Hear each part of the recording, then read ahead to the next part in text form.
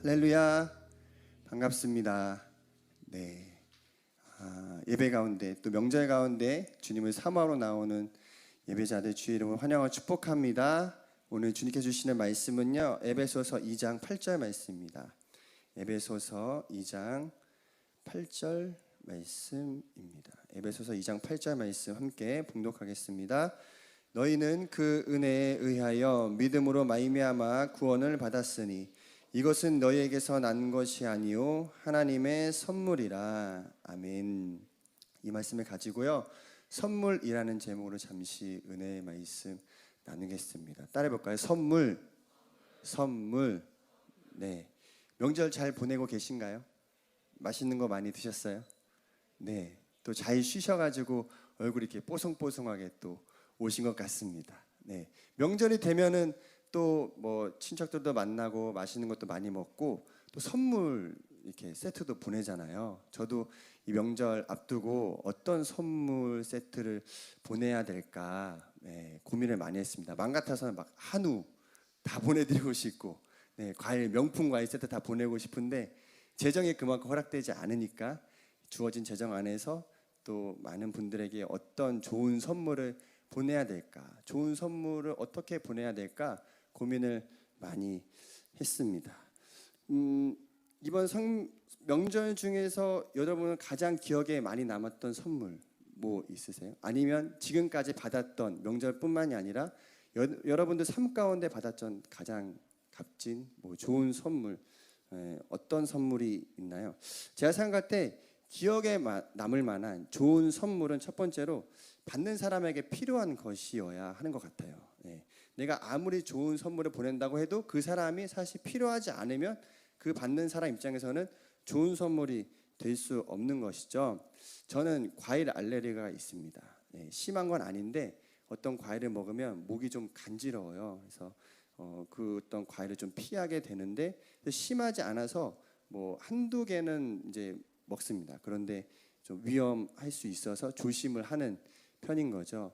과일을 먹는 것뿐만이 아니라 얼마 전에는 교육자님들하고 다 같이 식사를 하러 갔었는데 뭘 먹었는지 모르겠어요. 근데 뭘 먹었는데 식사 중에 계속 제 목이 간지럽고 붓는 느낌이 나더니 얼굴까지 막 다 붓는 거예요. 그래서 막 얼굴이 막 빵빵하게 막 빨갛게 돼가지고 교육자님들이 엄청 걱정하면서 왜 그러냐고 막 이렇게 했거든요. 그래서 진짜 사실은 위험한 상태였던 거죠. 막 이제 그게 더 기도를 막고 호흡을 막을 수 있었던 상황이었는데 괜찮다 이제 하고 잘 넘어갔는데 하나님의 은혜로 잘 넘어갔습니다. 어쨌든 제가 알레르기가 있거든요. 그래서 이 과일 주시는 분들이 주실 때 제가 안 먹는 과일, 좀 꺼리는 과일이 있어요. 근데 그걸 받으면 다른 거 주시지 왜 이걸 주셨나 약간 이런 마음이 들 때가 있습니다. 또 두 번째, 좋은 선물의 조건은 받는 사람이 그 선물에 담긴 그 보내는 사람의 마음을 잘 알아야, 잘 느껴야 하는 것이 좋은 선물인 것 같아요.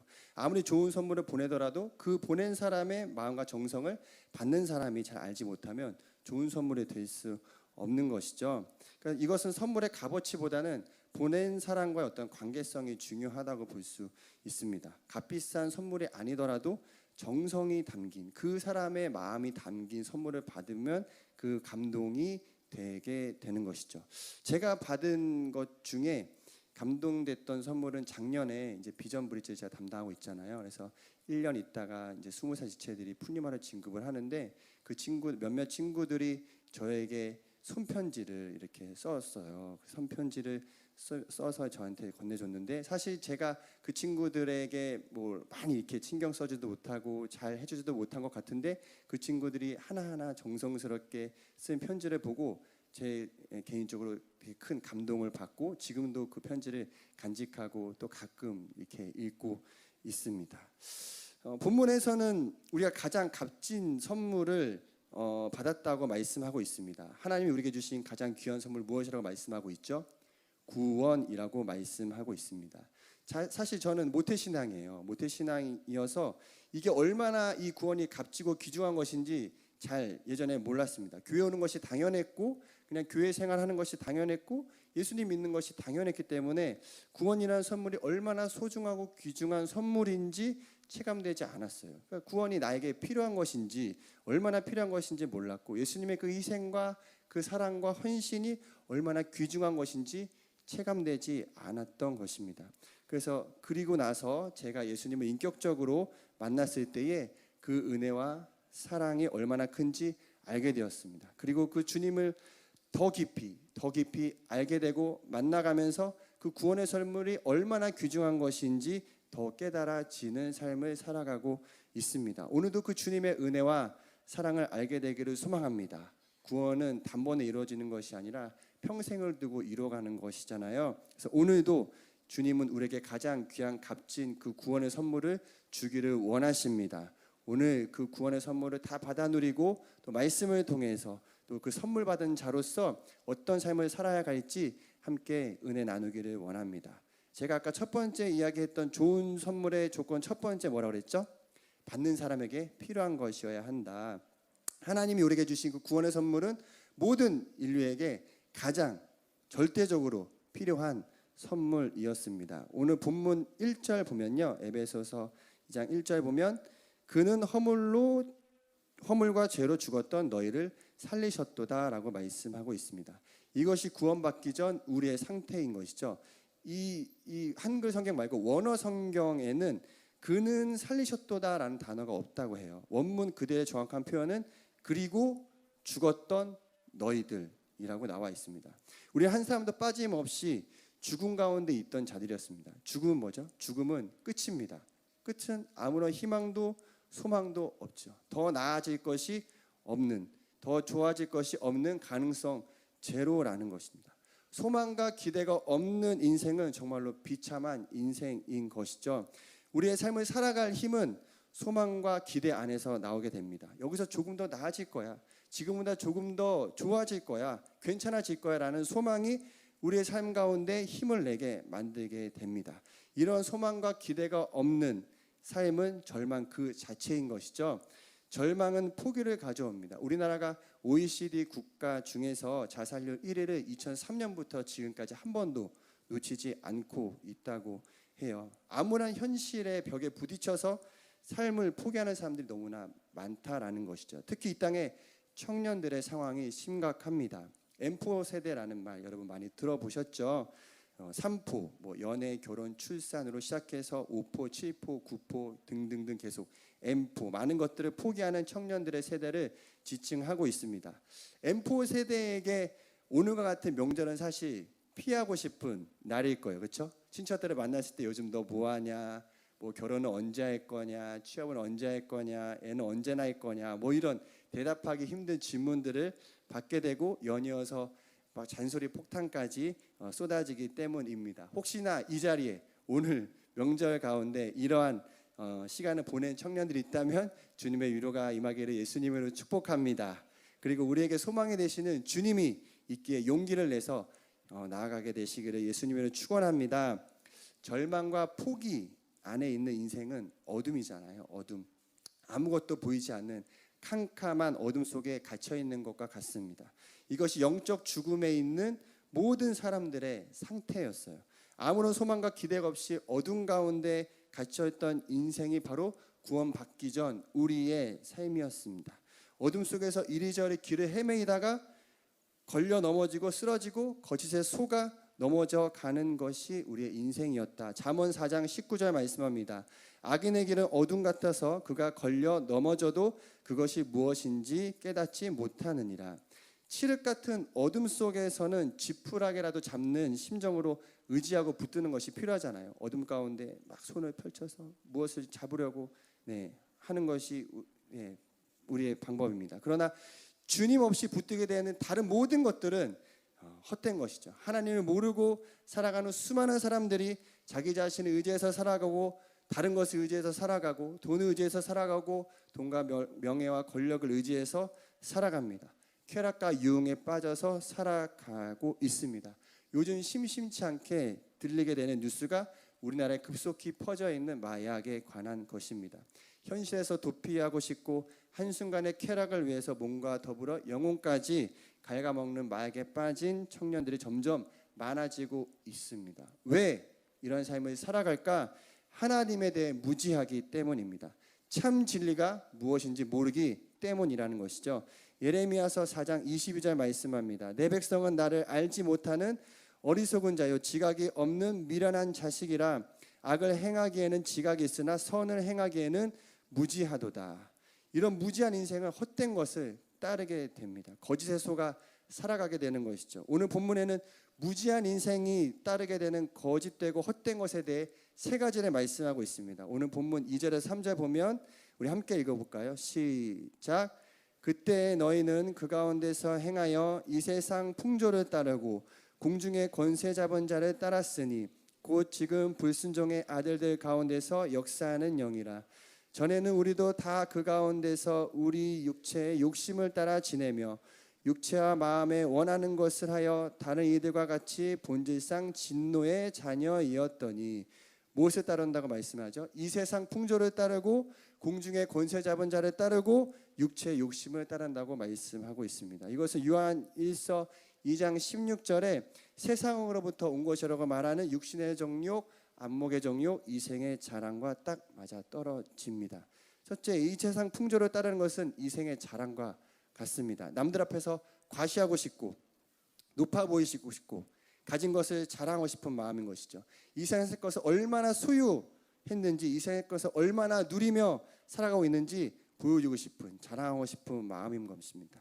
명품 옷, 명품백, 좋은 집, 좋은 차, 좋은 학벌, 권력, 이 세상에서 얼마나 이루고 가졌는지를 내가 얼마나 잘 나가는지 자랑하는 삶인 것이죠. 둘째로 공중의 권세 잡은 자는 안목의 정욕과 같습니다. 공중의 권세 잡은 사단이 보여주는 헛된 세상을 따라가는 것이죠. 세상의 성공을 위해서 달려가느라 하나님을 놓치고 예배하는 삶을 놓치고 세상의 삶을 더 중요하게 살아가는 삶입니다. 하나님 앞에, 교회 앞에 순종하고 헌신하는 것이 아니라 성공을 위해서, 쾌락을 위해서 나 중심의 삶을 살아가는 삶을 말합니다. 셋째로 육체의 욕심을 따르는 것은 육신의 정욕인 것이죠. 내 안에 솟구치는 정욕대로 먹고 싶은 대로 먹고 자고 싶은 대로 자고 뿐만 아니라 성적인 욕구도 절제하지 못하는 것을 포함합니다. 청년의 때 이것이 얼마나 위험한지는 길게 설명하지 않아도 여러분 잘 알 것입니다. 그리고 내 마음의 감정대로 절제하지 못하고 화내고 미워하고 싸우고 내 욕구대로 내 감정대로 사는 삶을 말합니다. 이러한 자를 본문에서는 본질상 진노의 자녀라고 표현을 합니다. 우리는 하나님 앞에서 진노를 받고 심판을 받기에 충분한 자들, 아무런 가능성 없는 죽은 자들, 죽어야 마땅한 자들, 하나님 앞에 심판을 받아야만 하는 자들이라는 것이었죠. 그 자들에게 하나님은 구원이라는 선물을 주셨습니다. 그래서 단 하나의 소망은 구원밖에, 우리에게 소망은 구원밖에 없었던 것이죠. 그 어떤 것보다 절실하게 또 받아야만 하는 그 선물이 바로 구원이었다라는 거 기억하시기를 축원합니다. 우리에게 가장 필요한 그 구원임을 다시 한번 꼭 기억하게 되기를 예수님을 축원합니다. 두 번째, 좋은 선물의 조건은 그 선물을 보낸 사람의 마음을 깨닫고 느끼는 것이에요. 진노의 자녀였던 우리에게 구원을 주시는 하나님의 마음은 무엇일까? 오늘 본문 4절에서 5절 함께 읽겠습니다. 시작. 긍휼이 풍성하신 하나님이 우리를 사랑하신 그 큰 사랑을 인하여 허물로 죽은 우리를 그리스도와 함께 살리셨고 너희는 은혜로 구원을 받은 것이라. 우리를 살리신 하나님은 어떤 하나님이라고요? 크신 사랑의 하나님, 그리고 긍휼이 풍성하신 분. 사랑은 우리가 많이 익히 들어봐서 바로 어떤 느낌인지 여러분 느껴지실 거예요. 근데 긍휼이란 단어는 뭘까요? 긍휼이란 단어는 히브리어 원어가 라함이라는 단어인데 그 라함은 레켐이라는 단어에서 왔다고 합니다. 이 레켐은 여성의 자궁을 의미해요. 그러니까 긍휼이라는 것은 어머니가 자궁에 있는 아이를 품는 것 같이 상대방을 품는 마음, 그것이 긍휼입니다. 그래서 긍휼 이런 마음으로 태아를 품은 그 어머니의 마음으로 우리를 품어 주신 그 하나님의 마음을 여러분 오늘 꼭 기억하시기를 축복합니다. 태아를 품은 어머니의 사랑이 얼마나 위대한지 저도 우리 와이프를 보면서 조금은 이해를 합니다. 엄마는 태에 있는 아이에게 나쁜 영향을 줄까봐 10달 동안을 노심초사하면서 자신보다 아이를 위해서 그 10달을 보내게 됩니다. 엄마는 아이와 탯줄로 연결되었기 때문에 생각하는 것, 감정과 마음까지 다 공유하면서 10달을 오로지 아이를 위한 시간을 보내는 것이죠. 저희 와이프도 카페인이 아이에게 안 좋은 영향을 줄 수 있기 때문에 커피를 끊고, 또 감기가 걸려도 감기약에도 카페인이 있다고요. 그래서 감기약도 먹지 않고 버텨내고 열을 참아내면서 감기를 이겨내던 모습을 보았습니다. 콩알만 하던 아이가 점점 이제 뱃속에서 자라감으로 배가 부르면 자는 것도 불편하고 행동하는 것도 불편하고 걷는 것도 불편한데 그 모든 것을 감내하면서 묵묵히 그 10달을 보낸 어머니의 마음입니다.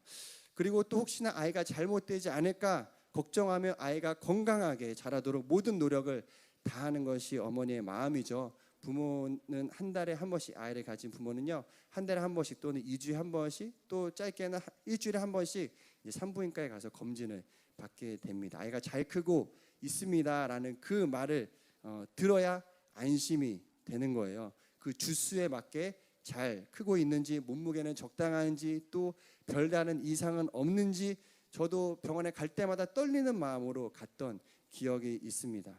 한 번은 병원에 갔었을 때 이제 정기 검진을 했어요. 정기 검진을 하고 이제 검진 결과를 들으러 갔는데 선생님이 약간 심각한 얼굴로 말을 이제 해주는 검사 결과를 이야기해 주셨어요. 그런데 이제 그 첫째 아이가 다운 증후군 고위험군이라는 말을 하시는 거예요. 다운 증후군 여러분 잘 아시죠? 청천벽력 같은 마음이 갑자기 심장이 쿵 내려앉는 마음으로 이제 그리고 다시 한번 검사를 해보고 한 달 뒤에 결과를 보자라고 하고 병원을 나왔습니다.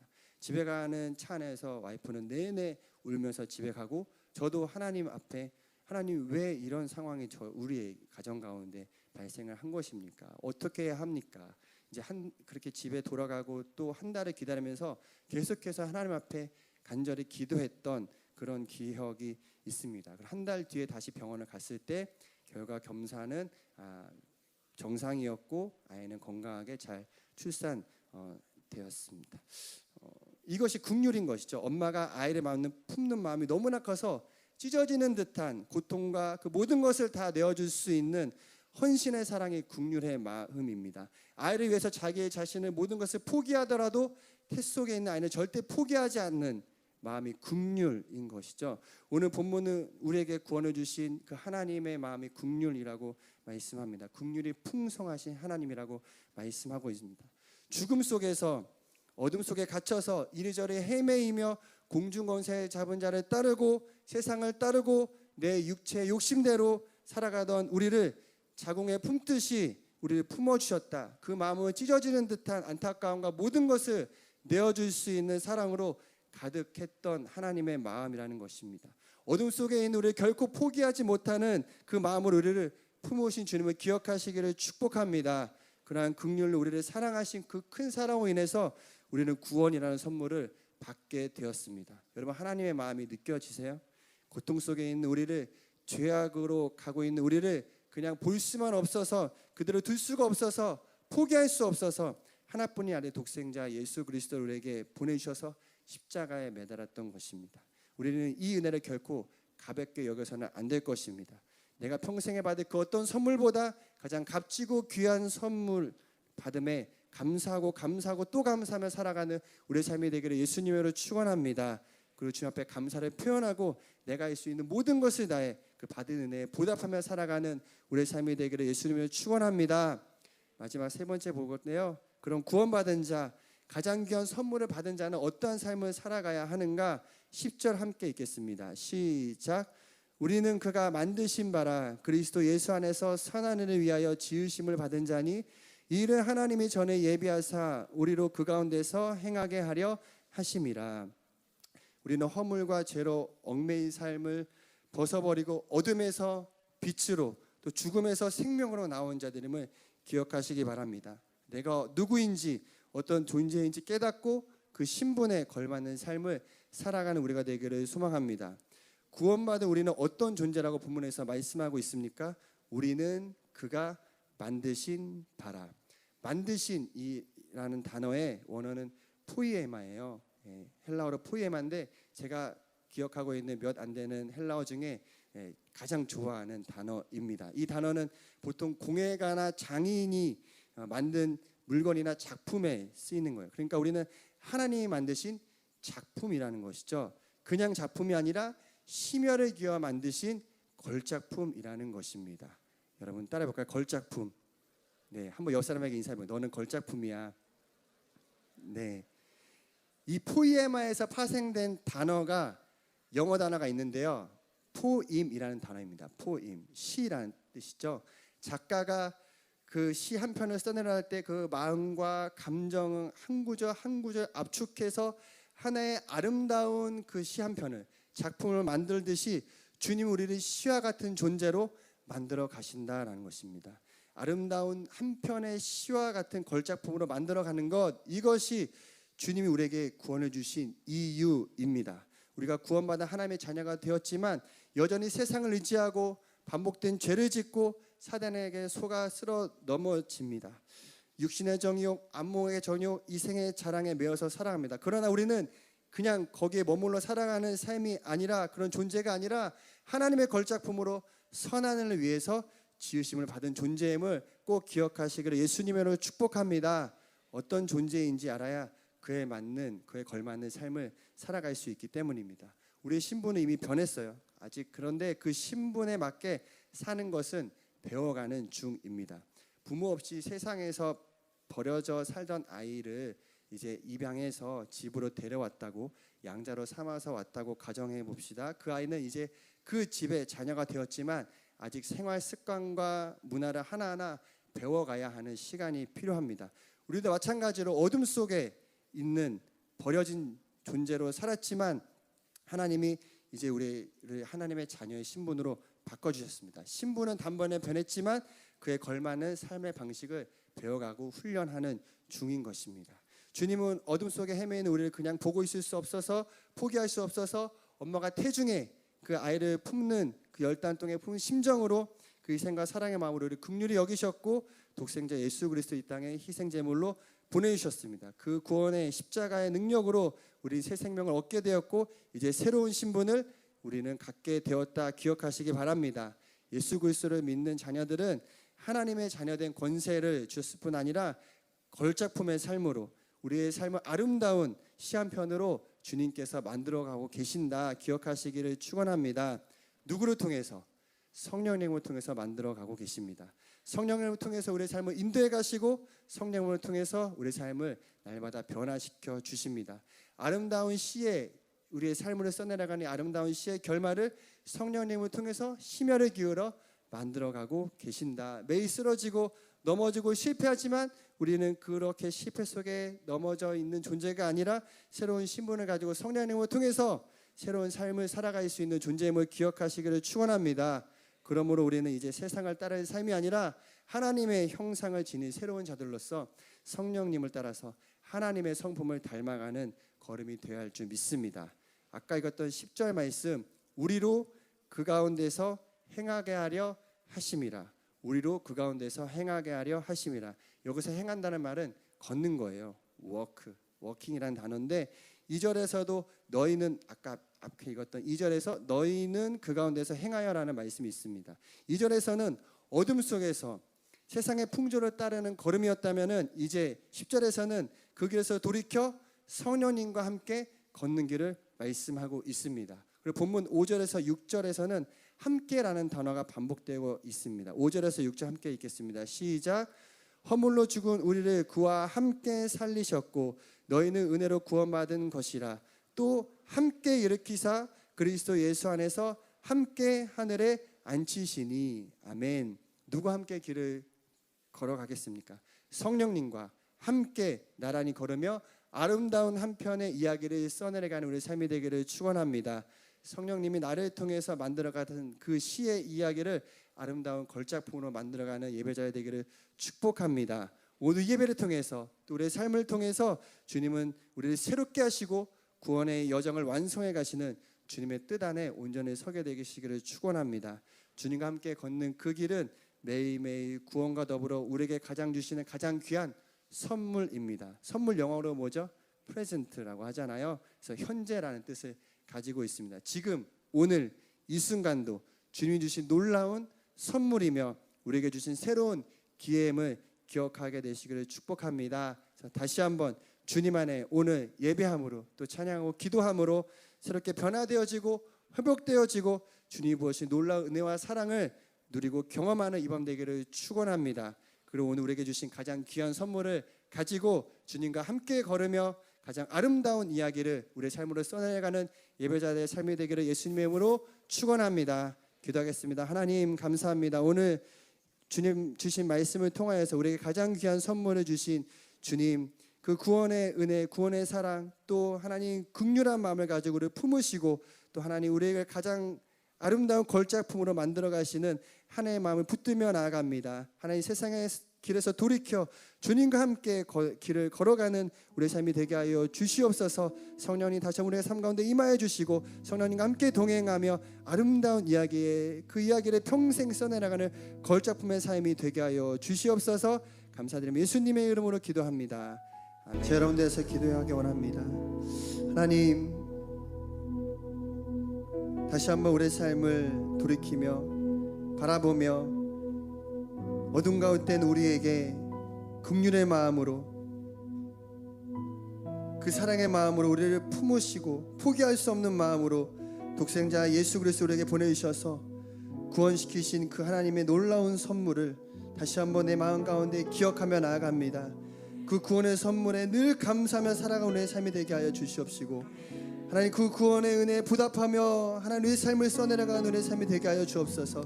그래서 다시는 세상의 풍조를 따르지 아니하고 어둠 가운데 헤매이지 아니하고 내 욕심대로 살아가는 삶이 아니요 성령의 인도하심을 따라 살아가는 삶이 되게 하여 주시옵소서. 주님 우리를 포에마 걸작품이라고 말씀하십니다. 하나님 걸작품대로 살아가는 우리 인생이 되게 하여 주옵소서. 이제부터 하나님 우리에게 주어진 삶을 성령님과 함께 하나님 성령님이 써내려가는 이야기로 아버지 하나님의 평생의 삶의 걸음을 그렇게 써내려가는 우리의 삶이 되게 하여 주옵소서. 주님 앞에 섰을 때에 우리의 모든 인생을 마치고 주님 앞에 섰을 때에 우리 모든 인생의 여정이 성령께서 써내려가는 걸작품의 인생이 되게 하여 주시옵시고 아름다운 시 아름다운 이야기가 되어질 수 있는 우리의 삶이 되게 하여 주시옵소서. 다시 한번 우리의 삶을 주 앞에 맡겨드립니다. 연약한 우리를 주님 인도하여 주시옵시고 우리 삶을 주장하여 주시옵소서. 매일매일 주어진 그 모든 시간들이 우리에게 주어진 선물임을 기억하며 헛되이 살아가는 삶이 되지 않게 하여 주시옵시고 오직 성령님과 함께 십자가의 길 주의 길을 걸어가는 삶이 되게 하여 주시옵소서. 아버지 하나님 주님 앞에 오늘도 예배할 때에 우리에게 주신 놀라운 응답과 역사하신가 구원의 역사를 이뤄가는 주님의 응답이 임한 줄 믿습니다. 주 앞에 기도하며 나아가오니 아버지 하나님 우리의 삶을 변화시켜 주시옵소서. 내 안에 반복된 죄악이 끊어지게 하여 주시옵시고 세상에 따르던 마음보다 주님을 사랑하는 마음으로 변화되게 하여 주시옵소서. 하나님의 가정을 변화시켜 주시옵소서. 가정이 회복되어지게 하여 주시옵시고 예배하는 가정이 되게 하여 주시옵소서. 직장과 학업의 문제 또 진로와 취업의 문제를 해결하여 주시옵소서. 주님의 삶을 인도하여 주시옵소서.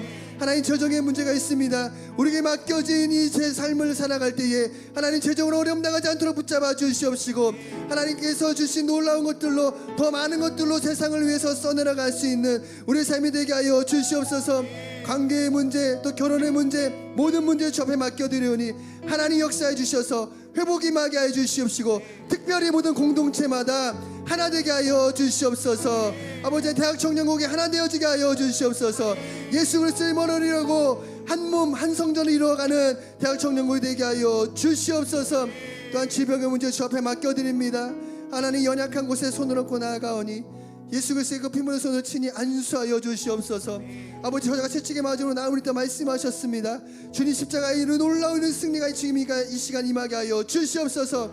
회복이 임할지어다 치유가 임할지어다 모든 질병은 고침받을지어다 마음의 모든 걱정과 근심이 떠나가게 하여 주시옵시고 주님 주시는 소망과 사랑으로 충만케 하여 주시옵소서. 그래서 다시 한번 우리의 삶을 바라보며 우리 인생을 바라보며 나아갈 때에 하나님 주님이 바라보는 눈으로 바라보게 하여 주셔서 걸작품의 인생으로 살아갈 수 있는 믿음의 여정이 되어지게 하여 주시옵소서. 승리가 임할지어다 승리가 임할지어다 승리자의 길을 걸어가게 될지어다. 그렇게 역사하실 주님 감사드리며 살아계신 예수님의 이름으로 기도합니다. 아멘. 지금 우리 주 예수 그리스도의 은혜와 하나님 아버지의 사랑과 보혜사 성령님의 함께하시고 동행하시고 내주하심의 역사가 구원받고 주님의 길을 따르며 걸작품의 인생으로 살아가기를 결단하는 주의 백성들의 모든 삶 가운데 지금부터 영원토록 함께하실지어다. 아멘.